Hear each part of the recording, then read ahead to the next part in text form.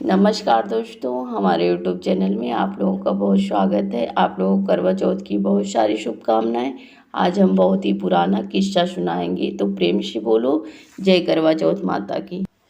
प्राचीन काल की बात है। 7 भाई थे, उनके एक बहन थी। बहन बहुत ही लाड प्यार से पली बड़ी हुई और उसकी शादी हो गई। करवा चौथ का व्रत आया, बहन ने व्रत किया और बहन को भूख प्यास से व्याकुल देखकर उसके भाइयों ने कहा कि उनको बर्दाश्त नहीं हुआ। एक भाई ने छलनी में दिया जलाया, दूसरे भाई ने उसको पकड़ा, तीसरे ने बहन को आकर दिखाया कि चलो बहन, चाँद निकल आया है। तब बहन ने अपने भाभियों से कहा कि चलो चाँद को देखकर अर्घ देकर अपना व्रत तोड़ते हैं।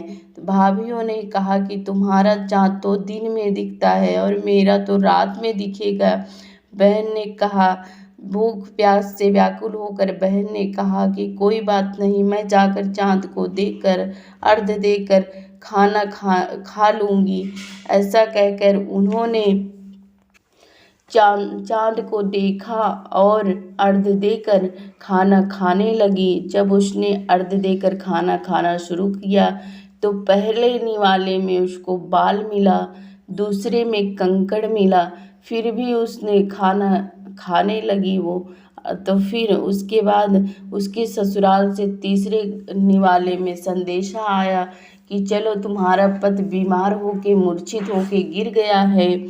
तब वो रोती बिलखती हुई और भागती हुई अपने घर की ओर चल पड़ी। रास्ते में जब आई तो एक बुढ़िया मैया मिली। वो कहने लगी, बेटी तो क्यों इतना रो बिलख रही है, कारण बता। तो रोते हुए कहने लगी कि हे माई, हमारे घर मैंने करवा चौथ का व्रत किया था और हमारे भाइयों ने हमें भूख प्यास से व्याकुल देखकर उन्होंने नकली चंदा मामा को बना दिया और मैं अज्ञानवश भूल से उसी चंदा को अर्घ दे के खाना खा लिए। इसी के कारण मेरे पति की तबीयत बहुत बिगड़ गई, मूर्छित होकर गिर गए। अब मैं क्या करूं, मैं तो अनजाने में ये काम की हूँ।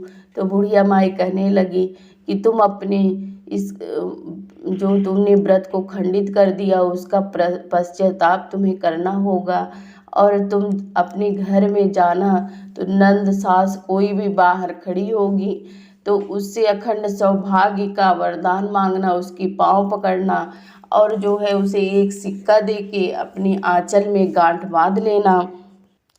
तब वह लड़की ने ऐसा ही किया। वो रोती हुई अपने घर के तरफ गई और उसकी नंद बाहर खड़ी थी। उसने उसको पैसे दे के पैर छुए और कहने लगी कि हमें अखंड सौभाग्य का वरदान दो। तो उसकी नंद ने उसे अखंड सौभाग्य का वरदान दिया और वो जाकर विलाप करने लगी। उसका पति मूर्छित पड़ा था, खूब रोने लगी। तो रात को चौथ माता ने उन्हें सपने में दिखाया कि अब तुम्हें साल की 12 चौथ का व्रत करना होगा विधि विधान के साथ। उसके बाद जो है जब ये सकट की चौथ आएगी तो जब सब भाई करवा लेके आएंगे अपनी बहन के लिए, तब तुमको कहना होगा, सब करवा करवा करेंगे लेकिन तुम कहना कि हे चौथ माता हमारा सुहाग अमर करो, हे चौथ माता हमारा सुहाग अमर करो। तब जाके चौथ माता तुम्हारी भूल को क्षमा करेंगी।